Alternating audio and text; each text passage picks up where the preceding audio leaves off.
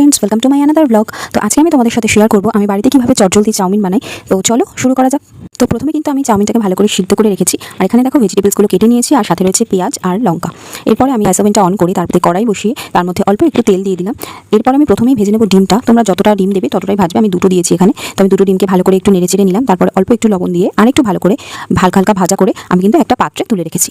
এরপর আমি ওই তেলের মধ্যেই পেঁয়াজ কুচি, লঙ্কা এবং বাকি যে ভেজিটেবলসগুলো ছিল সেগুলো সব একবারে দিয়ে দিয়েছি, যাতে একটু তাড়াতাড়ি হয়। তো একসাথে ওগুলো দেওয়ার পর হালকা করে একটু নেড়ে চেড়ে নিয়ে তাতে লবণ, গোলমরিচ, অল্প একটু সয়া সস আর টমেটো সস দিয়ে আমি কিন্তু ভালো করে আবার একটু ভেজে নিয়েছি। তারপরে ডিমের ভুজিয়াটা দিয়ে আবারও নেড়ে চেড়ে তাতে সিদ্ধ করে রাখা চাউমিনটাকে দিয়ে ভালোভাবে ভেজিটেবলসের সাথে মিক্স করে তৈরি হয়ে গেল কিন্তু চটজলদি এগ চাউমিন। তো এটা কিন্তু বেশ ভালো টেস্ট হয়, বাড়িতে তোমরা একবার বানিয়ে দেখতে পারো। আমি জানি তোমরা সবাই করো, তাও একবার এইভাবে বানিয়েও দেখো, খুব তাড়াতাড়ি হবে। তো এবার হচ্ছে টেস্টিংয়ের পালা। আর সোনাই কিন্তু আমার সবসময় টেস্টার, মানে ওই আমাকে বলে যে কীরকম কী হয়েছে।